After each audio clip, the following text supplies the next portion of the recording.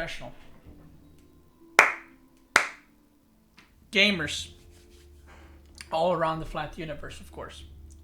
Take two, right. So, this is what I'm about to record, what we're about to do. So, a lot of people, when I stream, ask me, what is the best Civ? What's this Civ supposed to be played like? Because Age of Empires 4 has 8 Civs, and sometimes it's kind of overwhelming what you're gonna, which Civ to take, which Civ to learn, because not everyone wants to learn 8 Civs, all together. Some people want to focus on 1-2 Civs, but they don't really know what the Civs are about until you actually play them.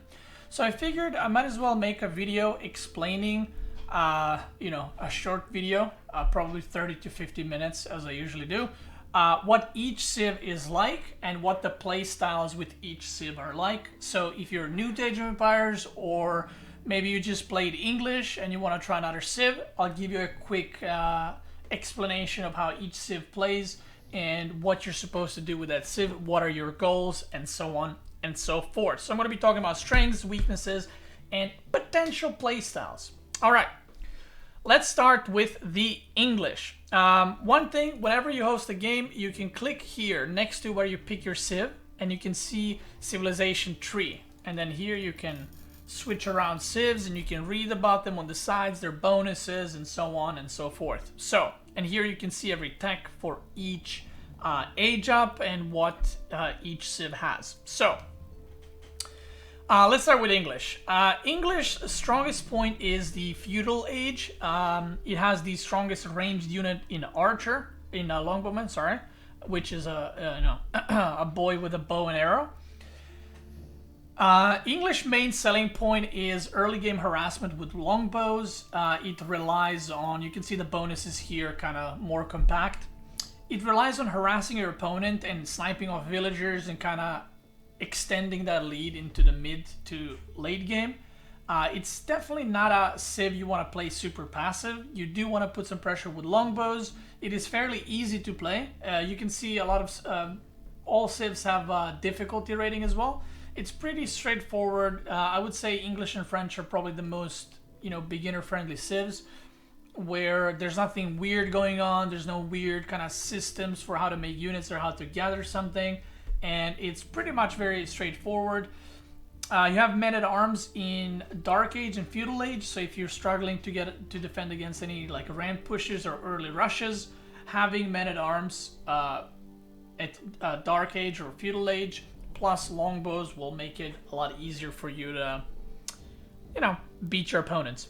Another thing is the way you can play English is, like I said, you put some pressure with longbows. You can do a ram all in, which is incredibly popular. Recently got a bit nerfed, so not as great. So what you want to do with it is put some pressure, snipe some villagers, kind of try to maintain the map control, and always fight near a castle, town center, or a tower, because you can see here, I don't think I can move, no. Town centers, outposts, and keeps provide the network of castles bonus, giving 25% attack speed to all affected units, which can be upgraded to 50%. So whenever you fight with English, your main point is to fight near one of those objectives, and it's obviously because of that bonus, which is 50% attack speed is insane. You want to be focusing on more ranged heavy comp rather than melee units. Like, you don't want to go full men-at-arms kind of or spearman comps. You want to focus on longbows, hand cannoneers, siege units, and so on and so forth, and just have like keep as a backup or place from where you push. If you play English, you can make knights, but if you want to make knights, probably not the Civ for you. The weakness of English is that it is very predictable. Every player is doing the same, because right now the only thing you can do is do early game longbow pressure. So that's like the weakness, because people kind of know what you're going to do before you do it.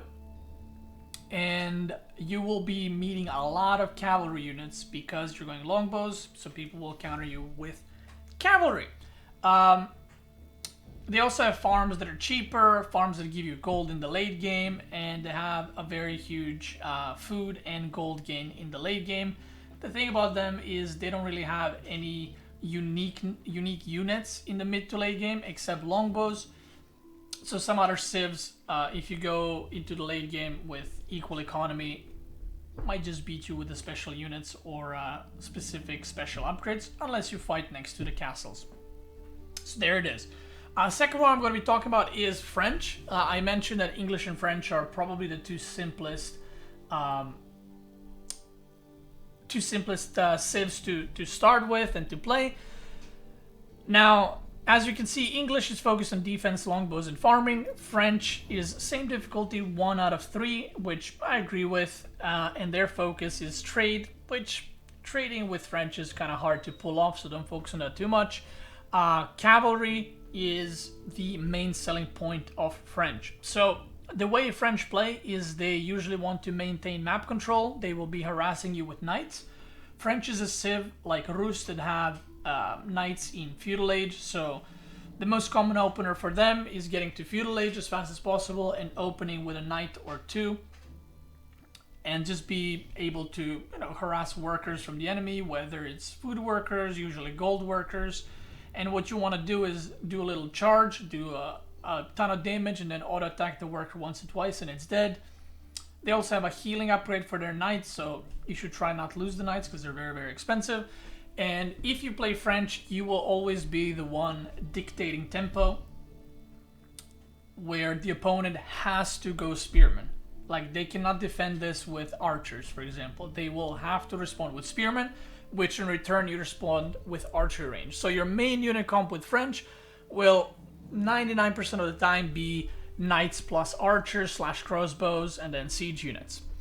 This gives a lot more potential for, like I said, harassment, for run-bys, for even in the mid-game running your knights into the enemy economy and just rinsing them because they don't take a lot of damage from arrows and from town centers. They do have faster villager and scout production per age, so they're a great macro civ. Probably the best civ bonus is just passive, or one of the best in the game. Economic technology is 30% cheaper, so the difference between French and English is very one-dimensional, like I mentioned. Technically, you can play it different ways, but it's not as good.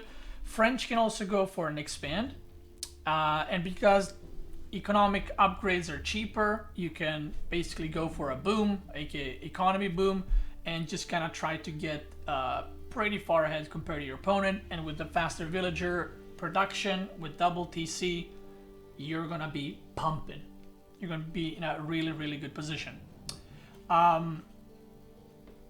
Melee damage techs are research for free, so armory, your melee damage will always be done the moment you age up. You just need armory in order for it to complete. And French are very, very strong with water. One thing I forgot to mention, English on water. Okay, they're very bad. I don't think I've ever played against the English on water. French is one of the best civs on water still, even after the Hulk nerf. So it has a lot of potential. They're not that great on hybrid maps, but on forest maps, open maps are probably the best for them, followed up by island maps and then maybe even Boulder Bay. So overall, playstyle of French is very aggressive, keeping up the tempo and trying to kind of out multitask your opponent, or you can play them more passive. You kind of have multiple options there. The weaknesses of French, honestly, they don't really have weaknesses. I guess the only weakness is that the opponent knows you're going to be going knights plus archers, but that is a very, very good comp. It does require micromanagement, so it does require a bit of multitasking, so I guess that's weakness. But overall, I think French is probably the most stable, balanced civ, where it doesn't have anything that's like super OP, but it also doesn't have anything that's that's how you abuse French and that's how you beat them. So if you want something stable and something solid to go, and you like playing more aggressive and not just chilling in your base, run by here, run by there, French are for you. Now, Chinese are actually, no, let's do Holy Roman Empire. We'll do them by difficulty. I think those are the only 1 stars. Now we'll move on to the 2 stars. Holy Roman Empire is 2 out of 3, and they have a lot of probably the most unexplored civ in my opinion. They're very great on Boulder Bay map, and they're very good on island maps. Not so much on very open big maps. The reason for this is their main selling point is infantry, religion, which is, well, not really religion, but I'll talk about this, and defense, which defense ain't great, Chief, let me tell you. So the reason why they're not great on hybrid maps are, you know, rivers, where they have rivers, kind of water, and normal maps are, you know, big forest areas or camping maps, I guess. They're not great on them because their main selling point is infantry. Their infantry has a lot of bonuses that it can upgrade and make them very, very strong. But if you're playing on big open map, if you play against French, they will be able to kind of run around you and you won't be able to catch up. But if you get into that position where you didn't take a lot of damage and you have a big army, you will be very strong. It's just currently hard to get to that point. But their main selling point, like I said, is infantry.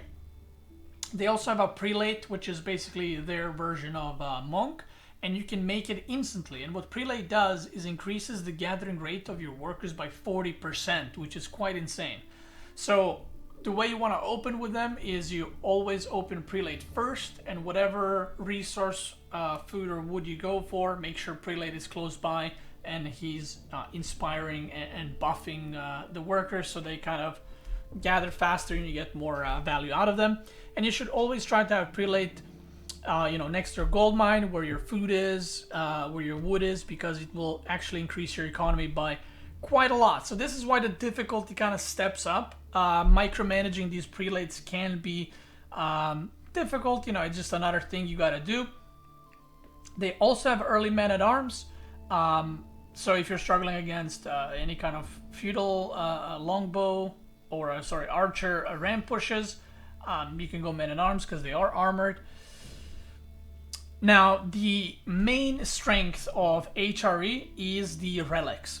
So what HRE does is their castle landmark is, I don't know what's it called. It's something chapel.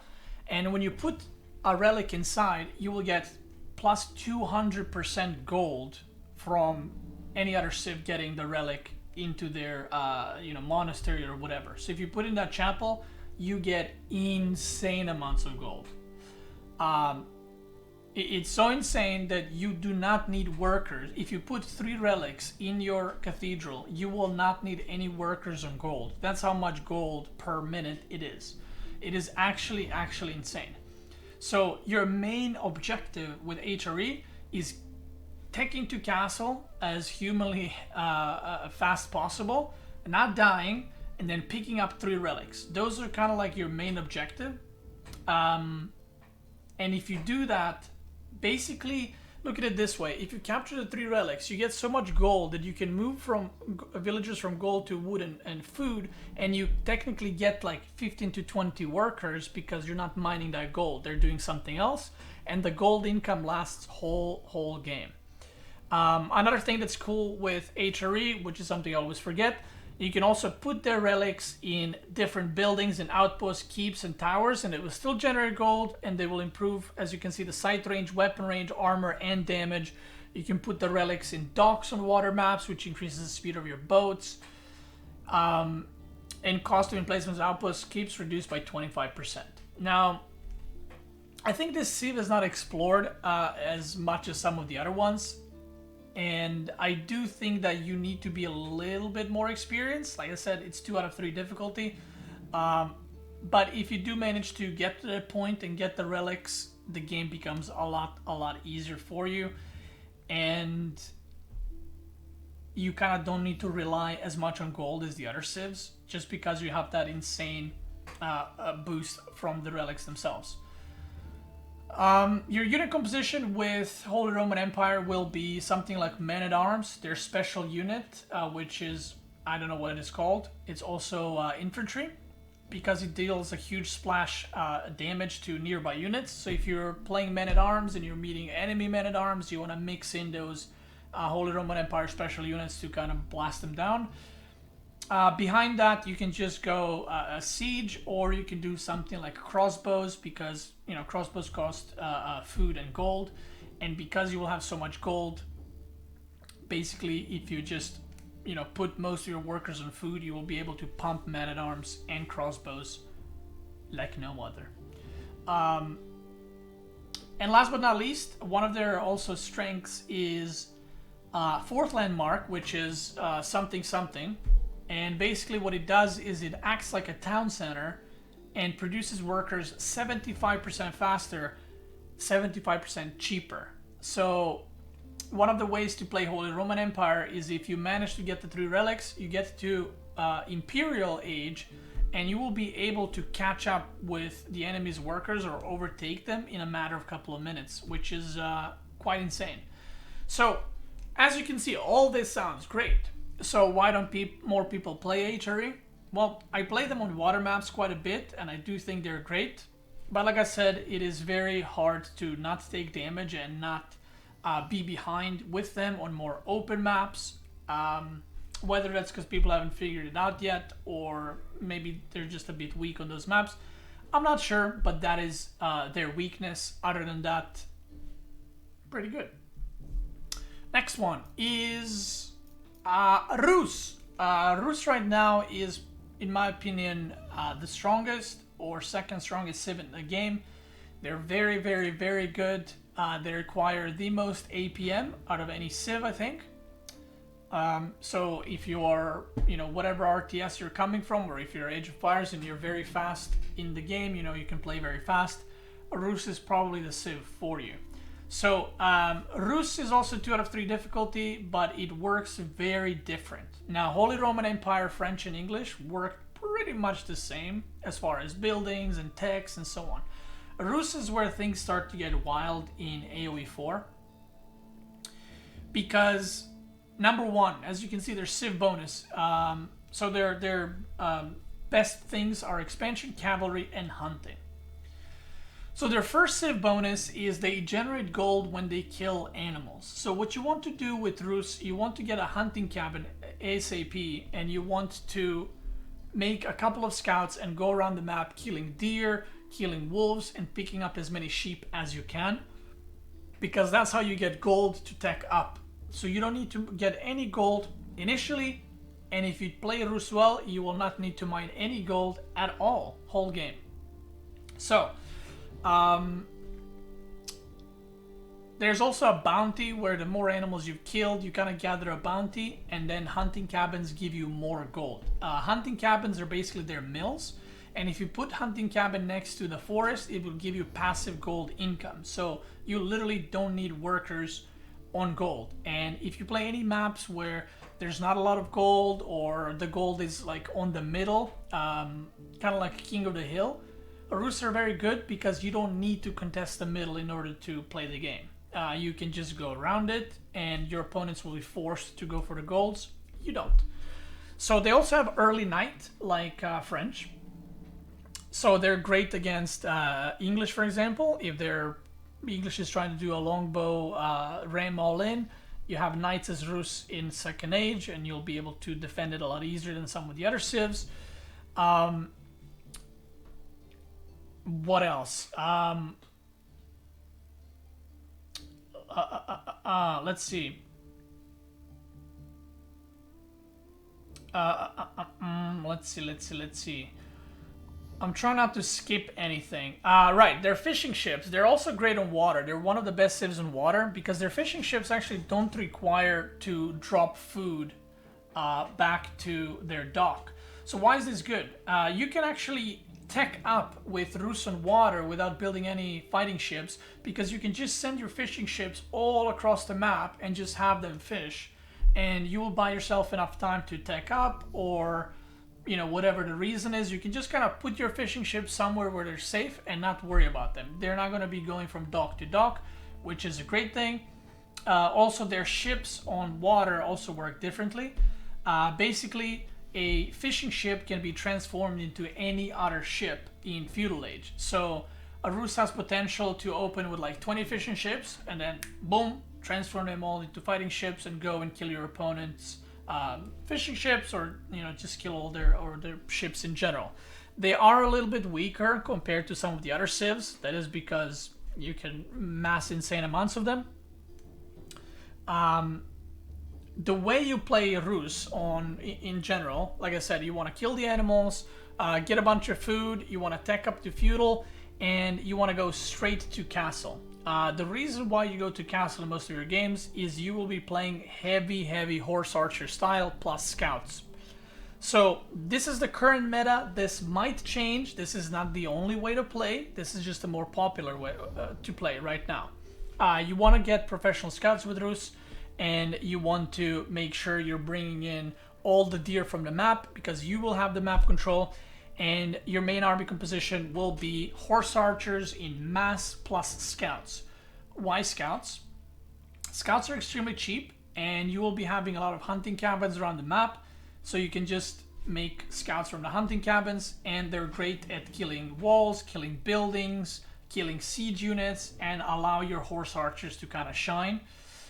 Because Rus is very hard to actually catch and engage properly with them. If they don't want to fight, they'll just run away because their whole army is cavalry.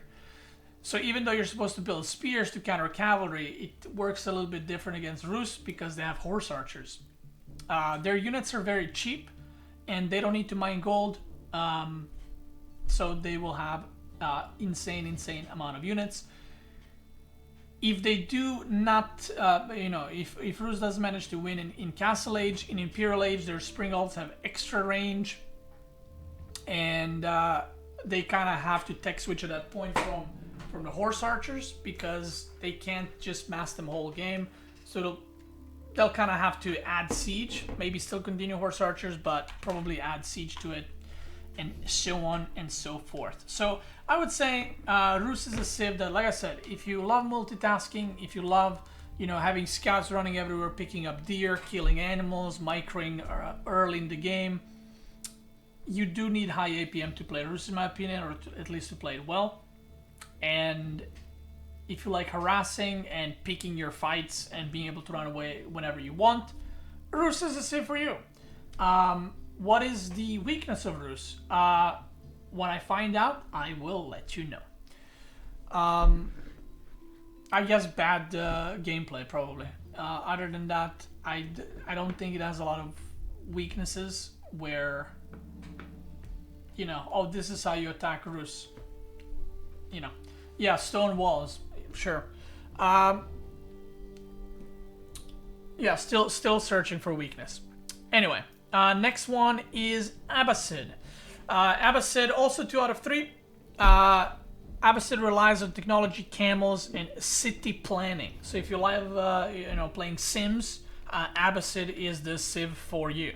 So the reason why it says city planning is the more buildings you have connected, the more bonuses for economy you will get. So you're supposed to build it kind of like a large city and expand, and you should try to have all your buildings connected. If you don't, it's not the end of the world, but you should try and do so whenever you're building. They gather faster from berries, 25% faster, but cannot gather from boar. One of the main selling points currently is infantry is able to construct all the siege weapons. Main one being strenghts, but because strenghts are getting nerfed, this is kind of a direct nerf to Abbasid themselves, and they don't need to research the siege engineering like other civs. So that's kind of like a nerf to them, even though they're not in the greatest position right now. But no matter what civ you pick, you can play it. They're all playable. I'm just talking at the top level. Some are more playable than others. They only have 2 landmarks, which is House of Wisdom that you build early on, and your main town center. The way you tech up is not by constructing landmarks, and you just have those 2 landmarks for the whole game.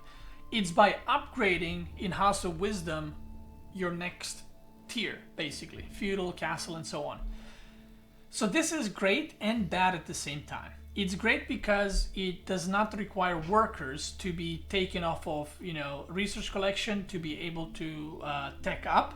But at the same time, you cannot boost the production or construction of your next age up. So in a way it's good, but it's also bad.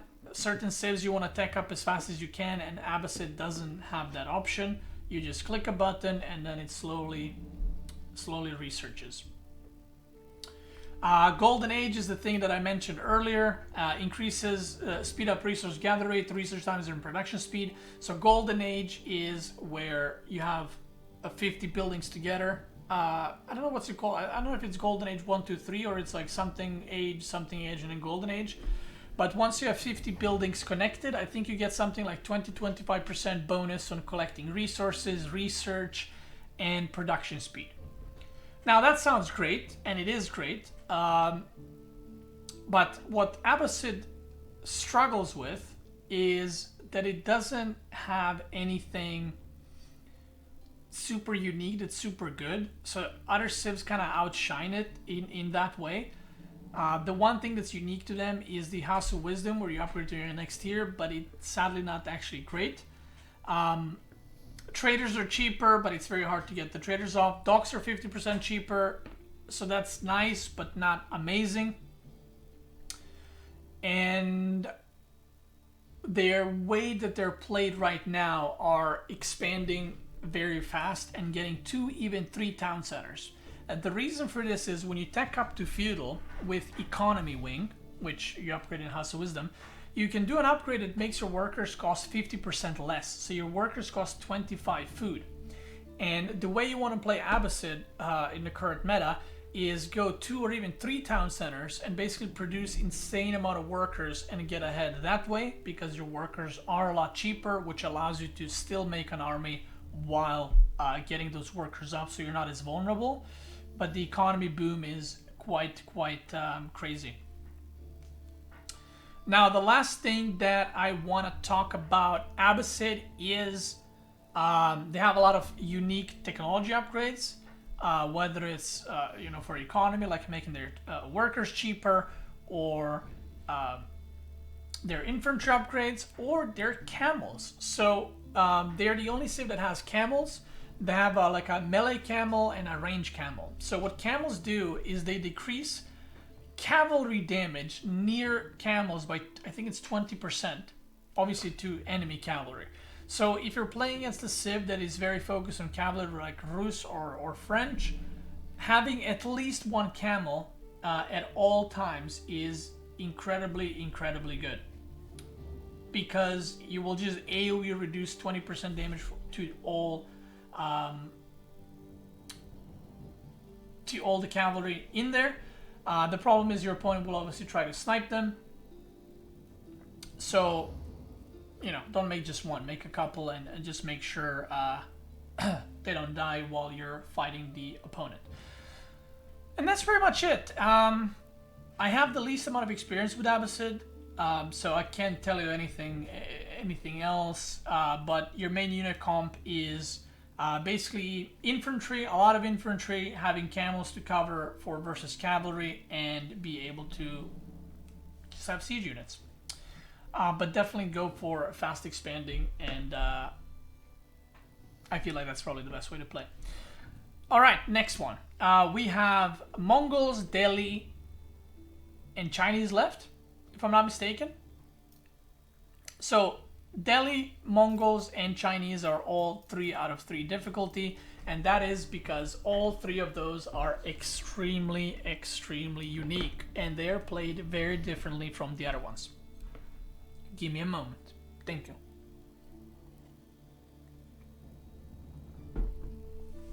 All right. So Delhi. Delhi is one of my favorite civs. Actually, Mongols and Chinese as well. Probably my top 3-4 civs that I really enjoy playing. The way Delhi, or first of all, Delhi is all about not so much elephants like it says here. They can make elephants. Research and religion, which we'll talk in a second. So they do have elephants. They have kind of like a melee elephant and a ranged elephant. Ranged elephant is great against archer units. Melee elephant is great against cavalry. And they're both counted as a siege unit. So with Delhi, you actually don't need to build rams if you don't want to. You can just build elephants, and they are siege units when they attack buildings, but I think they don't count as a siege unit. So with the Springled nerf coming, I think elephants will become a bit better. They also gather from berry bushes 25% faster, but they don't gather, or they cannot gather from boar. And the unique thing about Delhi, the most unique thing, is all their upgrades in the game is free. Doesn't matter if it's eco upgrades, army upgrades, whatever upgrades, it is all free, but it takes longer to research compared to the other civs to kind of compensate for stuff being free. So in Imperial Age, your upgrades take very long to finish, but you can basically click all upgrades at the same time. So instead of spending 700 gold in the late game per upgrade, they're all free. Now there's a way to boost this upgrade to make it faster, and they're called scholars, which is basically monks, shamans, yada yada of the other civs, and you need to put them in mosques, and they will speed up the researches.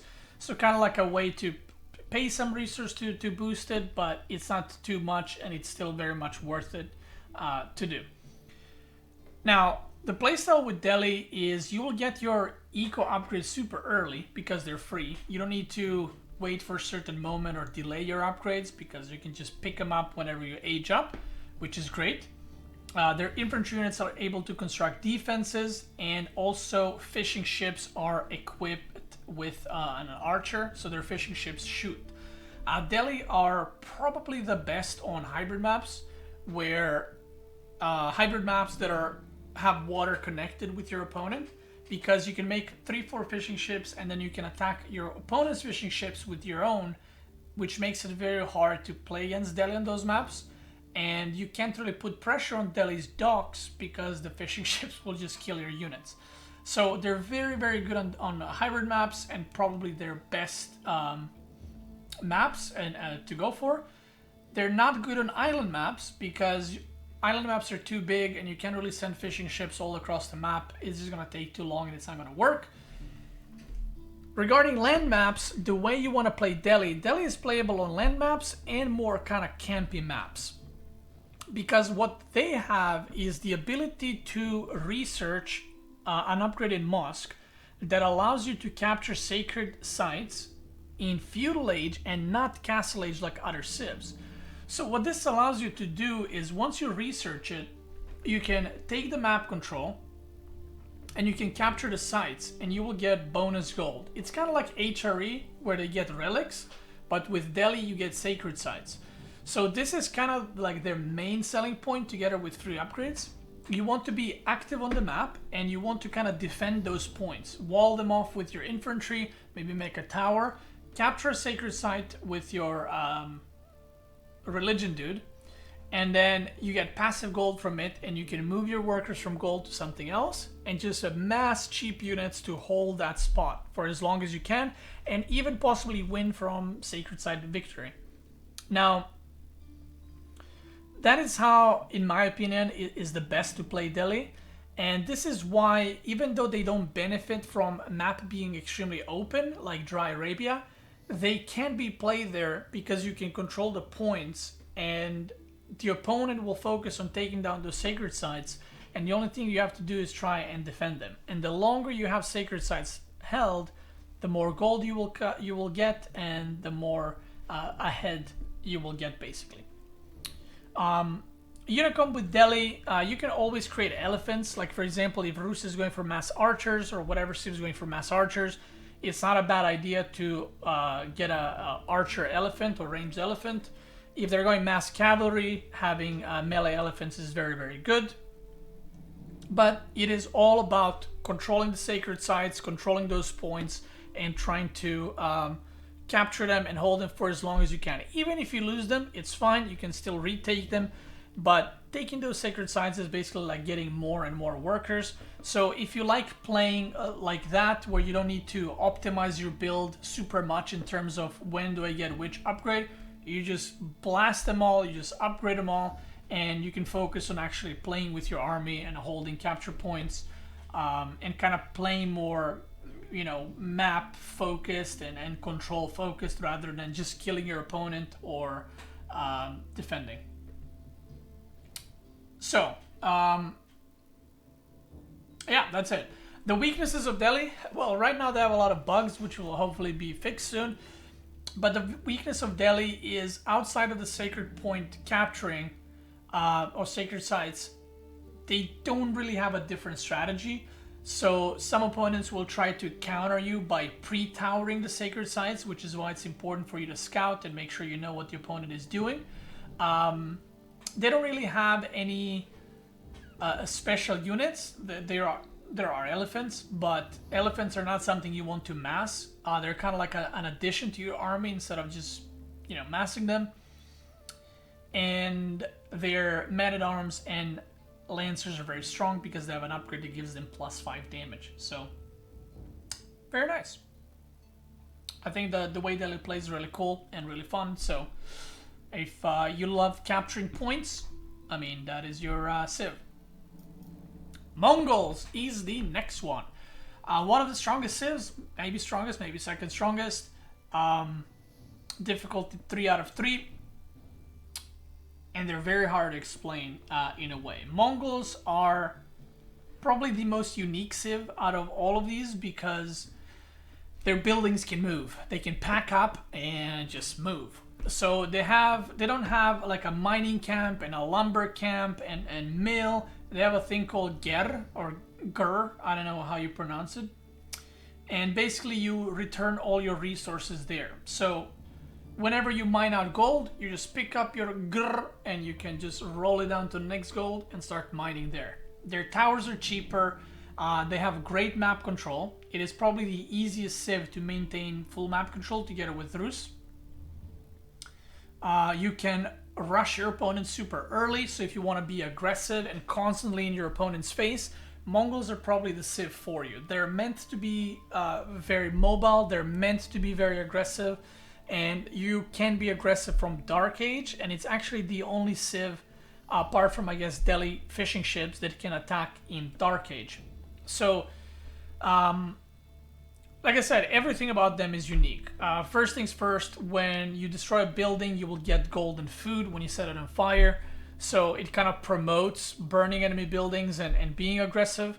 All buildings can be packed and redeployed, like I just mentioned. Even the town center, even the production buildings. Now this is the great part. This is why I started playing Mongols. When I started Age of Empires 4, the reason why I started playing Mongols is because they start with maximum population and no need for houses. So your population on start is 7 out of 200. So if you're someone that played like StarCraft or Warcraft and you got supply blocked all the time, then Mongols are for you because you don't have to build houses at all. You can just focus on, you know, harassing your opponent, focusing on your economy, and not so much focusing on, you know, building houses, make sure they're not, you're not supply blocked, and so on and so forth. They're the only civ that can make horsemen in Dark Age, and the reason why they're so strong aggressively is when you play Mongols, you want to build Uvu or Uvo or Uv something that is basically placed on stone, and it's slowly mining the stone. You don't need workers on it, it will slowly mine the stone. So you might be wondering, why do you need stone? Well, you can use the stone with Mongols to get unique upgrades to them, and even more importantly, you can double produce units. So what this means is, if a unit costs a 60-20 like spearmen, you can use, I think it's 80 stone to produce another spearman for same price, 60-20, but another spearman comes out. So stone is used with Mongols for unit production early very often, and you can go horsemen or scouts or spearmen, and they're very good on hybrid maps because of it. You can deny opponents docks. If they go for a dock, you go for a barracks and you just make like 8 spearmen and you burn it down. and you get some gold, you get some food. Amazing. Or you will at least force your opponent to make a tower, and so on and so forth. They also get 10% food and wood from the total gold amount that they're transferring when they're trading. Although trading, like I said, with any civ is not really a viable thing. Like, it's not like you're going to be like, okay, this game I'm going to trade. But, you know, it's just another bonus. Transport ships have 50% health and move 15% faster. Useless. But, you know, it is a bonus. So the way you want to play Mongols in general is open very aggressively. People these days open with scouts or spearmen. If you open scouts, it transitions nicely into professional scouts upgrade, allowing you to take all the deer on the map for yourself. And by doing that with Mongols, what you actually do is you limit your opponent's economy so that they have to be more on the map to gather, you know, food, wood, whatever. And then you can go horsemen or lancers and harass them wherever you can, or just harass them with archers or whatever else. It is very, I would say it's easier macro than other civs by quite a bit, because you're usually playing in one town center. Your economy isn't insane, so you don't have to constantly make units. It's more so what you do with the units and limit your opponent down to your level, if that makes sense. They're very mobile, like I said, a lot of map control, and their landmarks are great. The first one increases your movement speed of villagers units by 15%, which is a must-have. Always open that on any map. Their second landmark for castle age is I don't know what's it called, but it makes it so that when your workers return gold to it, you get 50% more gold. So even though you have a lot, you know, normal amount of workers with Mongols, and you don't have any bonus production for Mongols for workers, they can keep up in economy. But if you want to like fast expand and play passive, Mongols are not the civ for you. You kind of have to be aggressive, be on the map, and yeah. The negative sides of, or the weaknesses of Mongol are, I guess, if you don't manage to do damage, if the opponent went for expand or something like that, you will be behind. But a good Mongol player will always be able to you know, put the pressure and get some value. So the weakness is if you know, don't plan to multitask and attack and force mistakes out of your opponent, then you kind of just going to be behind from that point on. And like I said, it is not a passive civ. It's definitely aggressive, definitely on the move, and kind of thinking on the spot where you can get the damage done. And one last thing that I forgot to mention, Mongols cannot wall off.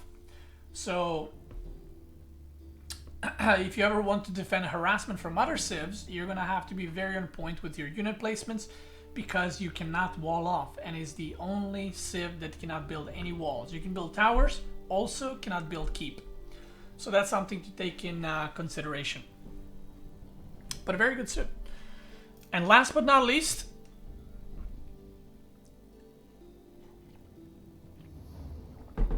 accept dynasties, gunpowder, and taxes. Almost sounds like US. But Chinese are the last civ, 3 out of 3 difficulty, and they are the camp civ. Alright? If you played a defensive race in whatever a game you come from, if you played StarCraft, if you played Terran Mech, this is your civ. Chinese has some potential to put on some pressure in feudal, but Chinese is very macro focused and the strongest civ in the late game. Hard to get to the late game, but if you do, their bonuses in the late game for their siege units are amazing, and you should always be able to win in Imperial Age, assuming you're not behind. So, Chinese is very unique in the terms of how their production and how their buildings work. So not only they have, so each civ can build 2 landmarks for each age, or one of the 2. Chinese can build both landmarks for each age. So that's what makes it, I guess, a little bit more complicated, and you need to invest more resources into them. So for example, the feudal age, there are two different landmarks. When you get one, you tech up to feudal. When you get the second, you activate dynasty. Like it says here, dynasties is their thing. And that first dynasty will make you produce your workers, I think it's 30%, 35% faster, 35% faster. So this is why Chinese are such a great macro civ and a long game civ, because the meta and the best way to play Chinese is get second TC and get that, I think it's Ming Dynasty, or no, Song Dynasty, sorry. And not only will you have 2 town centers, but you will produce 35% faster from each town center. And it's by far the best civ to boom and to make insane amounts of workers and get ahead economically. And once you get to Castle and Imperial Age, you just become stronger and stronger and stronger, and your main goal is not taking damage. So as you can see, some of the civ bonuses, villagers construct the defense is 50% faster, so it's super fast to wall off with Chinese, and all other buildings 100% faster. As you can see, you can enter a dynasty by building both landmarks. The other two age ups, so Castle and Imperial, Castle 1 gives movement speed to your units if you complete the dynasty, which is building both landmarks in an age. And the Imperial 1 is, I think, all your melee, all your infantry, all your units gain 10% health. I can't remember. Chemistry technology granted for free when advancing to the Imperial, and docks work 20% faster, which means they produce stuff 20% faster.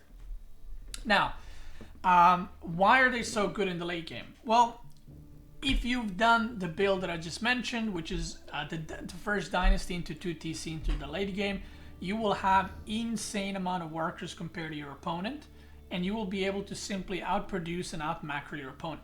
But their castle landmark allows you to, whenever you make a siege unit from it, it has 50% more health. That's right, 50% more health, which is absolutely insane and will probably get nerfed in the future. So your springalds, your bombards, your whatever has 50% more health, which is insane. Ming is 10% damage? Yeah, I bet. Wait, is it HP? It is HP, I think. So only the siege units get 50% more health, but if you get to that late game in Age of Empires, it is all about bombards, and you can literally mass siege as Chinese, because your siege units will have so much health, it will be so tanky, and will be able to just rinse your opponent. That is kind of your playstyle and your goal with Chinese. The bad thing about them is that their feudal age is not the greatest, and a lot of opponents will be harassing you quite a lot because no one will want to play that longer game. And also, if they see you, expand, they will also try to put a lot of pressure on you. So I would say the hardest thing about Chinese is macroing and doing like all the worker production, because your workers are creating 7 seconds faster. So you need to produce it out of double TC, manage your economy, expand, build houses while getting harassed and defending your opponent at the same time, which if your opponent is attacking you here and there, it's very hard to keep up with all those things. It's kind of like it requires a lot of APM, but you're playing defensive and you're not really attacking. So if you like having solid macro, solid build, Chinese are for you. And if you like playing late game, then Chinese Civ is for you. Another unique thing to them is they have a unit called Imperial Officer, which can collect taxes from buildings that are working, whether it's a lumber mill or mining camp. Every time they deliver any resource to it, you get a little bit of gold in the building, and then those Imperial Officers can pick up gold from there. So that's kind of like your, I guess, late game passive gold income. And another ability that they have is to supervise the building, allowing it for the workers to drop off more resources. So I think if you drop off, again, me and numbers don't go well together, but if you drop off 10 food, they actually drop off like 12 or 13 or 14. So I think it's 20-25% extra resource, and What you want to do with Chinese is only use one lumber camp, one mill, one mining camp, and have officers supervising each one of those, so you get basically more resources into it. And this, compared to having more workers and the dynasty that allows you to produce the workers faster, is just very difficult to macro manage. So it is the hardest civ to macro manage with, but it kind of pays off once you get to late game. 20% bonus more. There we go. But that is it. That's kind of like the overview of how each civ is played. If anyone in the chat has something to add that I might have forgotten, let me know. But this is pretty much the rundown, and I wanted to make this video. I'm doing it live on stream right now, but I wanted to make this video because a lot of people don't really know what the other civs are about. How are you supposed to play them? What am I supposed to do? What counters the civ? So try to kind of give you a rundown of how to play the civ, the strengths of it, the weaknesses of it, and then you can make your own decision which one to go for. You can basically play all these civs at whatever level you want. I've been playing just not Abbasid because I just don't care about playing them, but I've played 7 civs at a pretty high level. They're all viable. It's more so what you prefer and on what map you play, because maps do play a big role in Age of Empires 4. You know, you don't want to play English on water, for example, and Chinese on super open maps. You want kind of more closed off maps for Chinese. Which one do I play if I only want to make Springles? Chinese. That is how that goes. Anyway, I hope you guys enjoyed this video. If you're watching on YouTube, let me know what kind of other guide you would like to see. If you have any suggestions, please leave them down below, because I'm not actually sure what people want to know more about.